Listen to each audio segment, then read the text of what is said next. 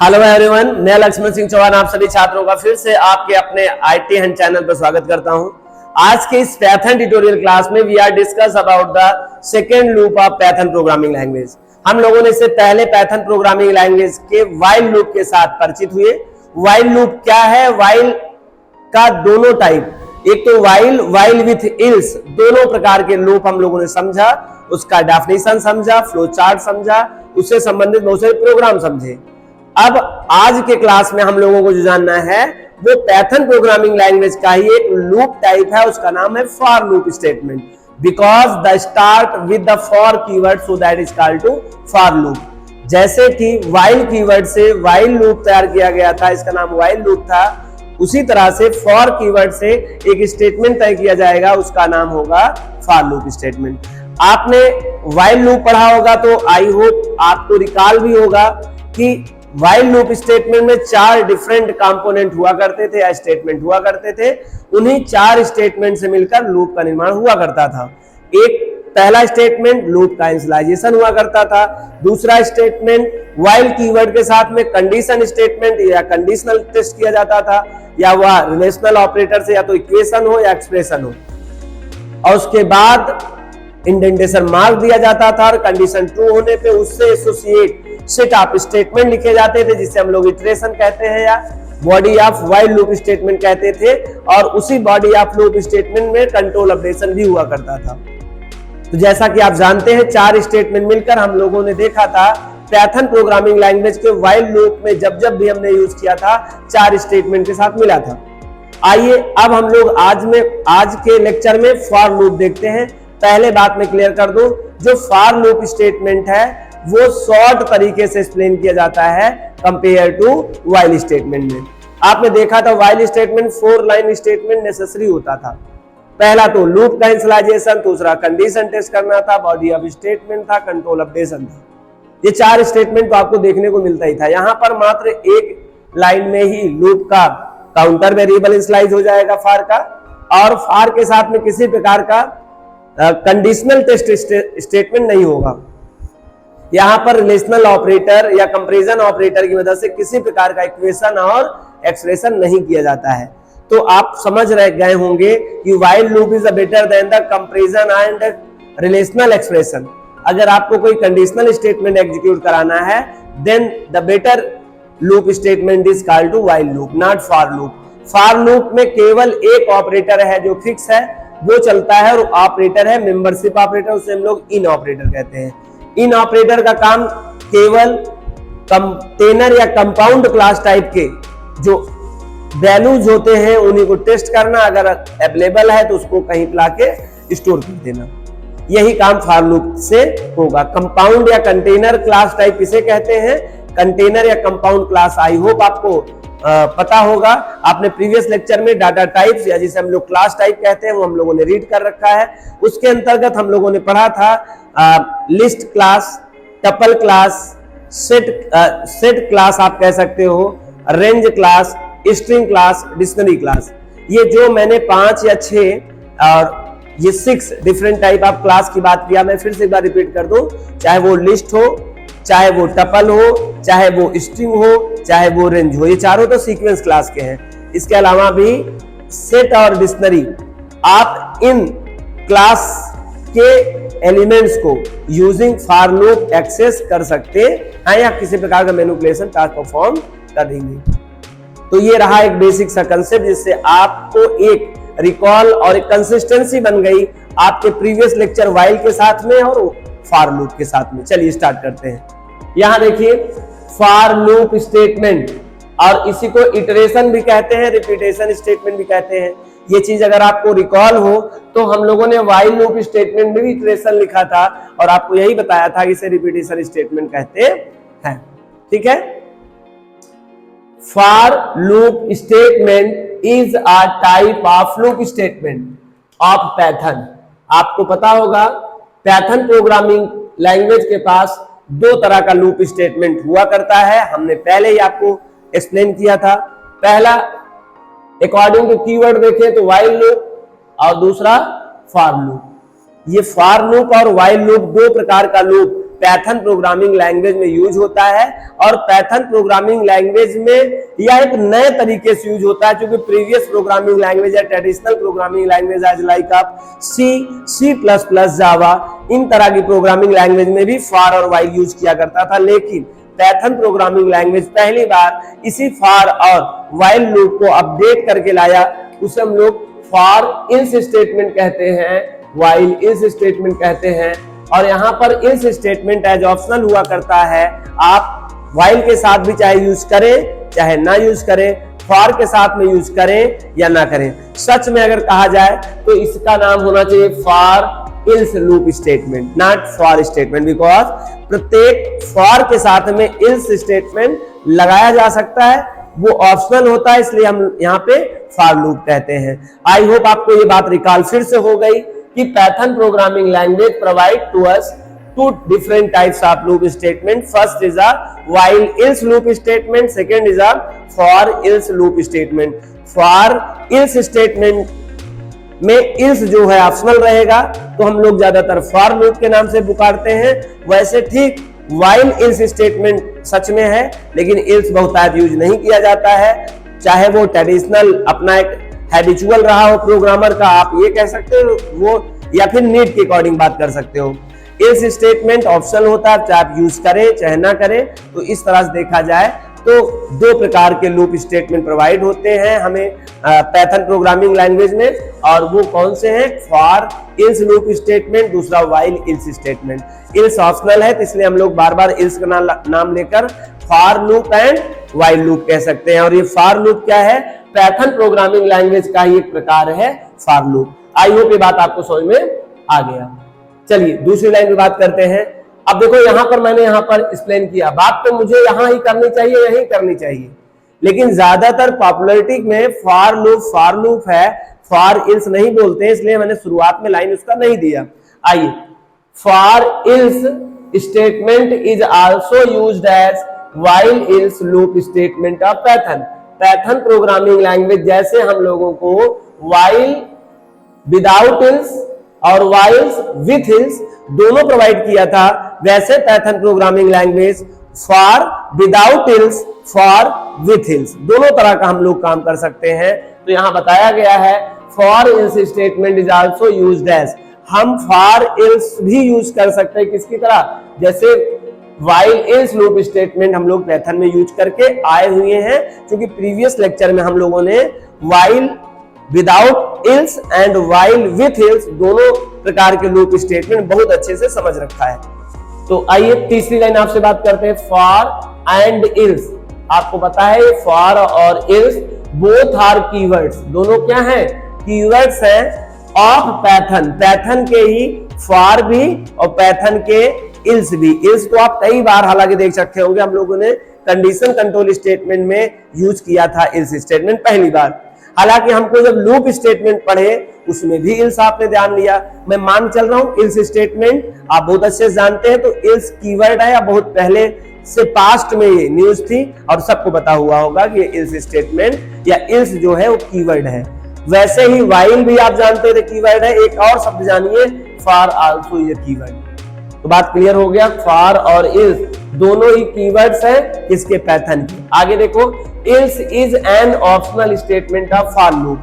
हमने आपको पहले ही बता रखा है कि जो इल्स स्टेटमेंट विथ फॉर है वो ऑप्शनल है, एज वी विश, चाहे आप यूज करें चाहे यूज आप ना करें। तो यहाँ बताया गया है जो फॉर इल्स स्टेटमेंट होता है वो ऑप्शनल होता है, और ऑप्शनल स्टेटमेंट को आप लगाएं या ना लगाएं कोई कंफ्यूजन नहीं होती है। No generate to error your Python compiler, compiler आपका कोई एरर जनरेट नहीं करता है। और इसीलिए शायद यहाँ पर हमने इल्स का यूज ना किया, दूसरे लाइन में इल्स यूज नहीं किया, तीसरी लाइन में आपको समझाया भैया फॉर के साथ में इल्स का भी प्रयोग किया जाता है, जिसमें इल्स ऑप्शनल होता है। चलें आगे, for loop statement also used to, for loop statement में भी यूज किया जाएगा जंप कंट्रोल स्टेटमेंट। भी का यूज क्यों कर रहे हैं सर आप? क्योंकि we are also discuss the previous lecture while loop statement, और while loop statement में हमने आपको break statement, continue statement और pass statement बहुत अच्छे समझाया था। तो यहाँ इसलिए also यूज किया गया है जैसा आपने एक लूप स्टेटमेंट पढ़ लिए हैं पहले, व्हाइल लूप, व्हाइल के साथ में बॉडी ऑफ स्टेटमेंट में या इटरेशन पार्ट में आप चाहे ब्रेक यूज करें, चाहे कंटिन्यू यूज करें, चाहे पास यूज करें, ठीक उसी तरह से फॉर भी एक लूप है और इसके अंदर बॉडी ऑफ स्टेटमेंट में भी आपको जंप, कंट्रोल, स्टेटमेंट ये तीनों यूज किए जा सकते हैं, कोई प्रॉब्लम नहीं है। तो for loop statement also use to jump control statement inside of body part such as break, continue and pass. यही तीन जंप कंट्रोल स्टेटमेंट है, सिंगल लाइन स्टेटमेंट है, इनका उपयोग हम लोग जैसे व्हाइल में करते थे किसी एक विशेष उद्देश्य के लिए, वैसे हम लोग फॉर में भी कर सकते हैं as the need of user. User अपने आवश्यकता अनुसार इनका उपयोग कर सकता है। चले आगे। और आल्सो भी known as this are keyword, ये भी कीवर्ड है, आपको ये भी पता होगा। ठीक है, आगे चलेंगे। For loop statement used only, sorry एक लाइन यहां मिस हो गई, यहां से स्टार्ट करेंगे। For loop statement also be used at least single statement. याद आपको आल्सो, फिर देखो मैंने यहां लगाया आल्सो, मतलब समझिए, मैं मान के चल रहा हूं आपने व्हाइल लूप बहुत अच्छे से पढ़ रखा है, तो बार बार मैं व्हाइल को इसके साथ कंसिस्ट कराना चाहता हूं, क्योंकि है तो दोनों लूप ही। तो बताया जा रहा है कि for loop statement also be used at least single statement. Body of statement या कंडीशन टेस्ट करने के बाद आपको मैं फिर व्हाइल पे ले चल रहा हूं।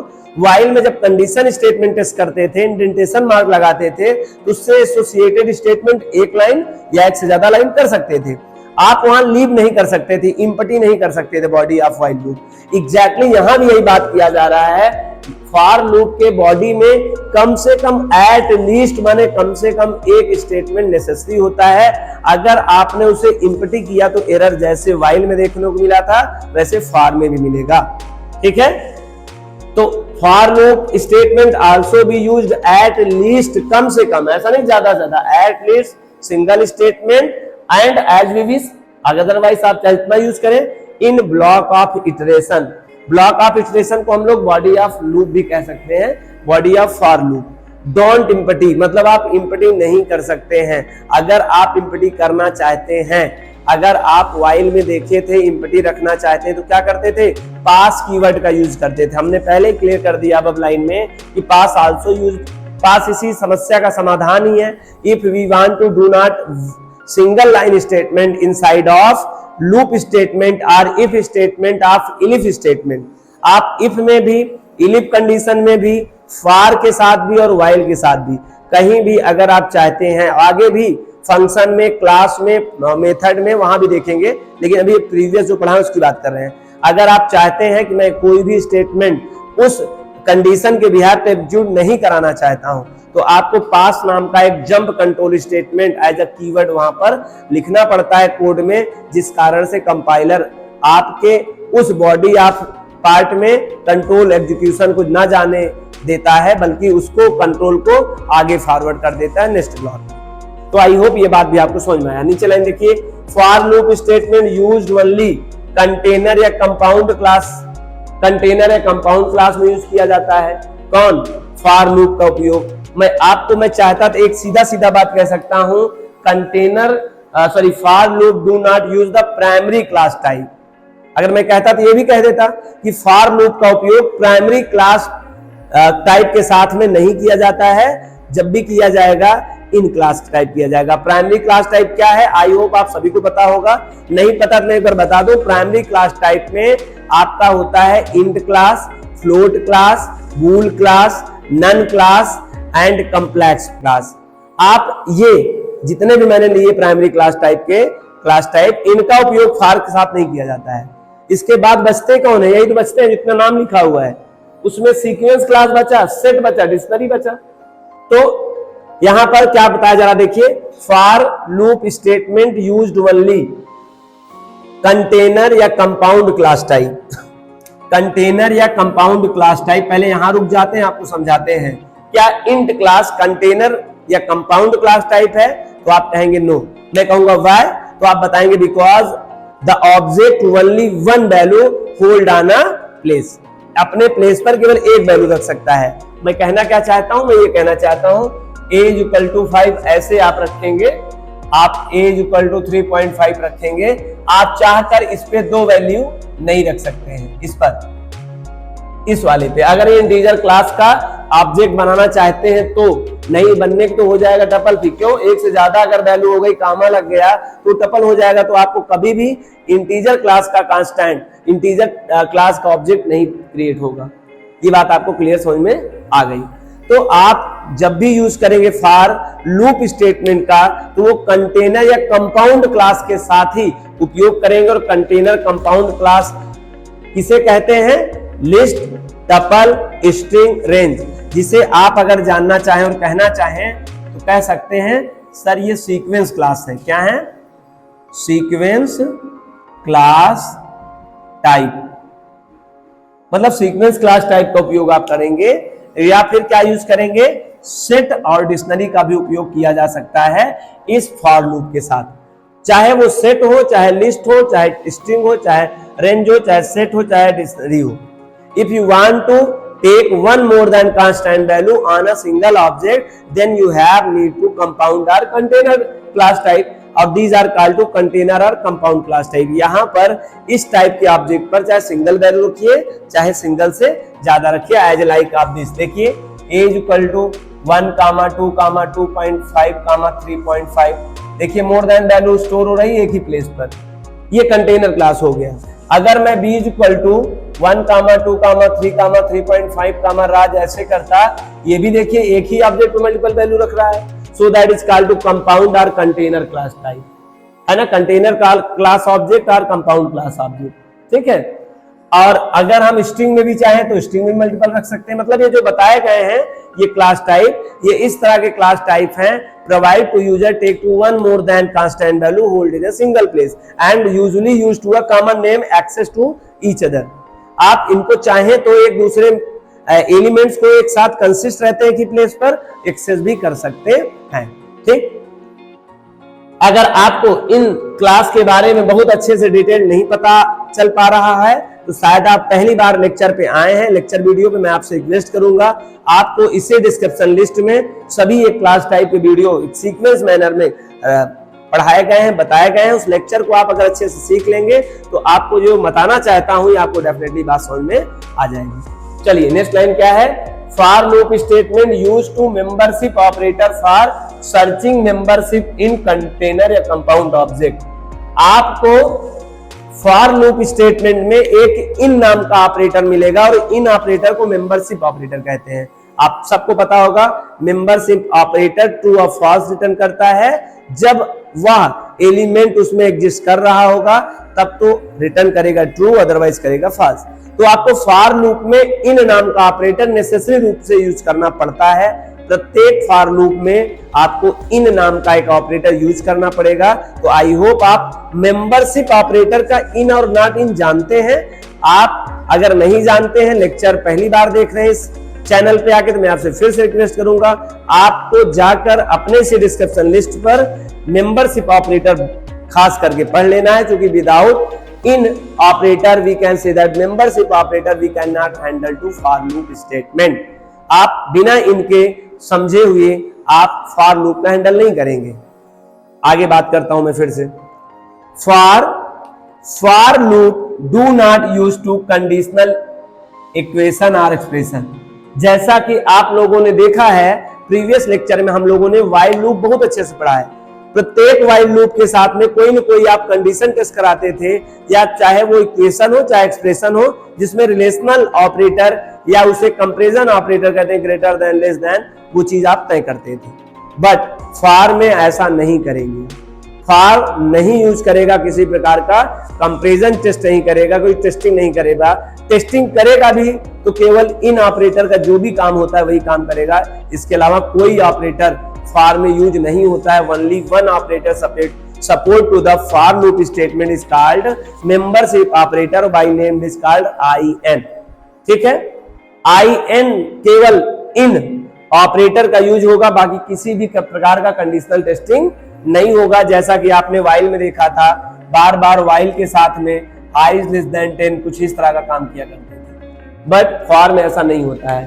For is not better than comparison testing expression. अगर आपको कंपैरिजन बेस्ड कोई काम करना है तो आपके लिए बढ़िया नहीं है। ठीक है, आप नहीं बता सकते हो। प्राइम नंबर का प्रोग्राम अगर आप बनाना चाहें तो नॉर्मल प्रोग्राम की एक वैल्यू हो उसको पता करें, तो आप फॉर लूप से आपको नहीं बनाना पड़ेगा, क्योंकि आप बना ही नहीं पाएंगे, बहुत टफ हो जाएगा। बनाएंगे भी तो आप पता नहीं क्या करके बनाएंगे, वो प्रोग्राम अपने आप में बहुत कॉम्प्लेक्स हो जाएगा, जो not better for while statement, while से बेटर नहीं होगा। So that we can not use to the conditional statement with the help of for loop. For loop के साथ में हम लोग किसी प्रकार का कंडीशनल इक्वेशन या एक्सप्रेशन परफॉर्म नहीं करते। चलें आगे, the control updation statement in for loop statement. For loop statement में कंट्रोल अपडेशन जो होता है विल बी ऑटोमेटिकली।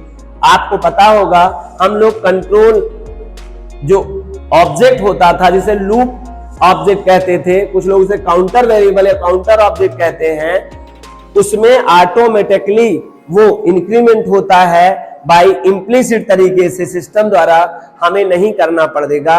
जबकि आपने व्हाइल में देखा था i equal to i plus one, i equal to i minus one, आपको लास्ट स्टेटमेंट करना ही पड़ता था, क्योंकि 4 स्टेटमेंट से मिलकर कोई भी व्हाइल लूप बनता था। लूप का इनिशियलाइजेशन, लूप का कंडीशन, लूप का बॉडी या फिर कंट्रोल अपडेशन। तो यहाँ कंट्रोल अपडेशन होता तो है, लेकिन यूजर को देने की जरूरत नहीं होता है, ये इम्प्लिसिटली तरीके से फॉर लूप अपने हिसाब से परफॉर्म करता है। ध्यान रखना ये भी, फॉर लूप विल बी, मैं बिल्कुल नहीं कह रहा हूं आप कोई चीज इंक्रीमेंट डिक्रीमेंट नहीं कर सकते, बट काउंटर जो वेरिएबल होगा जिसे हम लोग लूप वेरिएबल या लूप ऑब्जेक्ट कहते हैं, उनको आपको हैंडल करने की जरूरत नहीं है, बाकी आप करने को करिए। आप आगे, loop, the loop will be executed by in membership operator do not use to relational equation और expression as while loop statement. जैसे व्हाइल लूप स्टेटमेंट में आप रिलेशनल या कंपैरिजन किसी प्रकार का एक्सप्रेशन या इक्वेशन कराते थे, फिर आप उससे associated set of statement use करते थे। आपको फॉर लूप के साथ में किसी प्रकार का रिलेशनल एक्सप्रेशन या कंपैरिजन ऑपरेटर की मदद से कोई भी इक्वेशन और एक्सप्रेशन करने का मौका नहीं मिलेगा। आपको केवल इन ऑपरेटर की मदद से केवल कंटेनर या कंपाउंड क्लास ऑब्जेक्ट में चेक करना पड़ेगा क्या वैल्यू एग्जिस्ट करती है, एग्जिस्ट करती तो वैल्यू आप उसके ऊपर काम कर सकते हैं। मतलब यहां पर इन ऑपरेटर के बिहाफ पे एसोसिएटेड सेट ऑफ स्टेटमेंट रहेंगे, इटरेशन रहेगा। आगे बात करते हैं, for loop is also called to iteration या रिपीटेशन कंट्रोल स्टेटमेंट। आप सबको पता है, हमने शुरू में भी लिख दिया था, देखिए फॉर लूप स्टेटमेंट को इटरेशन भी कहते हैं, रिपीटेशन एक कंसेप्ट है, आप उसको भी कह सकते हैं। आप Python programming language such as while loop, जैसे व्हाइल लूप को आप इटरेशन या फिर रिपीटेशन कंट्रोल लूप स्टेटमेंट कहते थे, वैसे फॉर लूप को भी ये दोनों नाम दिया जा सकता है और दे सकते हैं। आगे, for loop is also ended with indentation mark. जैसे आपने देखा था कि चाहे इफ हो, चाहे इलिफ रहा हो, चाहे वो इल्स रहा हो, और चाहे आपका फॉर लूप के साथ एक लूप था व्हाइल लूप जो हम लोग प्रीवियस लेक्चर पढ़ लिए, वहां पर इंडेंटेशन मार्क से इंड करते थे स्टेटमेंट को। यहां भी फॉर लूप के लास्ट में क्या रहेगा, इंडेंटेशन मार्क रहेगा, जिसे ग्रुपिंग स्टेटमेंट ऑपरेटर कहते हैं। ठीक है, ये ग्रुपिंग स्टेटमेंट ऑपरेटर तो व्हाइल के साथ नेसेसरी था, फॉर के साथ भी नेसेसरी है। Without indentation mark your program will be generate error. चाहे वो व्हाइल के साथ यूज करेंगे, चाहे आप फॉर के साथ यूज करेंगे। आगे, सिंटैक्स क्या है, अदर स्टेटमेंट। जैसे आप सबको पता है, कुछ लूप के ऊपर स्टेटमेंट हो सकते हैं। फॉर कीवर्ड है, लूप ऑब्जेक्ट नेम, इसी को हम लोग काउंटर ऑब्जेक्ट नेम भी कह सकते हैं। लूप ऑब्जेक्ट नेम और इन काउंटर, और यहां पर लूप ऑब्जेक्ट मैं नेम इसलिए कह दे रहा हूं क्योंकि ये वैल्यू तो रखेगा केवल 1 by 1, इससे कोई विशेष मतलब नहीं, इसको कहना भी नहीं चाहिए मैं लूप ऑब्जेक्ट स्टेटमेंट मतलब लूप ऑब्जेक्ट नेम, बट आपका फॉर के साथ ये यूज होता है, इसलिए आप फॉर ऑब्जेक्ट नेम कह सकते हैं। सामान्यतया यह क्या होगा, यह एक ऑब्जेक्ट नेम होगा जो कंटेनर है कंपाउंड क्लास के ऑब्जेक्ट के एलिमेंट से वैल्यू लाएगा और यहां पे होल्ड हो जाएगा। और ये होल्ड होने के बाद इन ऑपरेटर उससे क्या करेगा, मैच कराएगा। अभी आपको एग्जांपल समझा देते हैं, पहले समझिए। For loop object name in, ये रहा मेंबरशिप ऑपरेटर, यूज देखो करना पड़ रहा है। और इसे हम लोग कंटेनर या compound class object name, container या कंपाउंड किसे कह रहे हैं, या तो यहाँ लिस्ट ऑब्जेक्ट कोई होगा, या तो कोई वहां टपल ऑब्जेक्ट नेम आपका होगा, या तो कोई वहां स्ट्रिंग ऑब्जेक्ट होगा, या तो कोई रेंज वहां पर एक फंक्शन होगा, या तो सेट ऑब्जेक्ट कोई होगा, या फिर क्या होगा, वो डिक्शनरी ऑब्जेक्ट होगा तो कोई कंटेनर कंपाउंड क्लास का ही ऑब्जेक्ट। और बॉडी ऑफ इटरेशन कहें या body of for loop statement कहें, अगर ये कंडीशन, यहां देखिए एक चीज मिस हुआ है, ये यहां इंडेंटेशन मार्क लगाना है। कंडीशन अगर will be satisfied are true तो execute the body of iteration या लूप स्टेटमेंट। एक हो सकता है, एक से ज्यादा लाइन भी हो सकता है। जब जब कंडीशन ये ट्रू होगी तब तक इसके अंदर की body of statement will be executed. ठीक है, तो आई होप आपको फॉर लूप समझ में बात आ गई। आइए मैं इसका सिंटैक्स यहां लिख दिया हूं। अगर मैं इसका फ्लो चार्ट बनाना चाहूं, डाटा फ्लो डायग्राम, तो कैसे बनाऊं, आप सिंपल तरीके से यहां समझ लीजिए। ये रहा स्टार्ट आपका लूप, और ये रहा आपका फॉर कीवर्ड, इसी में आपका कंडीशन भी होना है। तो आइए यहां कंडीशन ही डायरेक्ट दे दें। कंडीशन टेस्ट होगा, चूंकि इन ऑपरेटर लगा हुआ है, इन ट्रू फॉल्स होगा। अगर कंडीशन आपका ट्रू होता है तो बॉडी ऑफ जो फॉर लूप स्टेटमेंट है ये एग्जीक्यूट होगा, और एग्जीक्यूट होने के बाद फिर ऊपर चला जाएगा, ऊपर जाएगा और कंट्रोल अपडेशन का काम स्वतः ऑटोमेटिकली इंप्लिसिटली करेगा। फिर अगर कंडीशन फॉल्स हुआ तो वो अदर स्टेटमेंट पे जाएगा, एग्जीक्यूट करेगा। आप देख पा रहे हैं एग्जैक्टली जैसे आपका व्हाइल लूप का फ्लो चार्ट था, वैसे same to same flow chart इसका भी है। इसीलिए दोनों बिहेवियर के लूप ही तो हैं, इसलिए सेम फ्लो चार्ट है। आइए अब हम लोग एक एग्जांपल देखें जिसमें फॉर लूप की मदद से सबसे पहला प्रोग्राम हम लोगों ने बनाया था, I love my India 10 time आपको लिखना था व्हाइल लूप के द्वारा। वही सेम टू सेम प्रोग्राम बनाएंगे। हमें क्या करना है, 10 टाइम लिखना है I love my India 10 statement में। तो सबसे पहले हमने क्या किया, पहले तो मैं कमेंट किया प्रिंट 10 लाइन अ मैसेज, एक मैसेज लिखने वाला प्रोग्राम बनाने जा रहा हूं। अब मैं क्या करूंगा, यहां लिखूंगा फॉर, और एक वेरिएबल यूं ही लूंगा जिसे हम लोग चाहे तो, हमने यहां बताया था इसे लूप ऑब्जेक्ट नेम या लूप काउंटर ऑब्जेक्ट कह सकते हैं। या आई एक ऑब्जेक्ट है जिस पर आपके काउंट ये कंटेनर या कंपाउंड क्लास की वैल्यू आके इस पे होल्ड होगी। और लास्ट में क्या लगाएंगे, इन लगाएंगे, और यहां पर कोई सीक्वेंस क्लास की वैल्यू रखेंगे। तो आपको मैंने सिंपल में बता दूं, पहले रेंज कर लेता हूं, ज्यादा समझ में आएगा भी आपको। फॉर आई इन रेंज, आप सभी स्टूडेंट को पता होगा रेंज एक क्लास है और इसे सीक्वेंस क्लास कहते हैं। और रेंज में आप क्या पास कर देंगे, रेंज में आपने पास कर दिया सपोज दैट 10। तो ये लूप, ये जो रेंज है ये 0 से लेकर 9 तक ये कंटिन्यू चलेगा। कुल मिला के आपका 10 टाइम चलेगा लूप, बस अभी तक ये तय हुआ है। और यहां इसके बदले में हमको क्या करना है, प्रिंट में I love my India, I love my India. कितना सिंपल प्रोग्राम है, मात्र 2 स्टेटमेंट में आपका देख लीजिए कवर हो गया। आपको I love my India 10 time चलेगा। कैसे चलेगा, देखिए पहली बात रेंज है, इसके ऊपर क्या आएगा, 0 आएगा। आई की वैल्यू क्या हो जाएगी, 0 आ जाएगी। और आई का अगर हम लोग देखें इसके क्लास टाइप देखकर तो आपको रेंज दे समझ में आएगा, क्योंकि रेंज क्लास की कांस्टेंट वैल्यू है। अब आई की जो वैल्यू है वो आई की वैल्यू 0 है। अब चेक करेगा 0 क्या एग्जिस्ट कर रहा है रेंज में, आपको पता है वहीं से निकल के आया है, तो वहां तो एग्जिस्ट करेगा ही। कंडीशन ट्रू हो गई, ट्रू हो गया तो कंट्रोल नीचे आ गया इंडेंटेशन मार्क के बाद। I love my India type हुआ। कंट्रोल अपडेशन नहीं है, फिर भी कंट्रोल लूप से बाहर नहीं जाएगा, आप फिर से रिपीट हो जाएगा यहीं पे।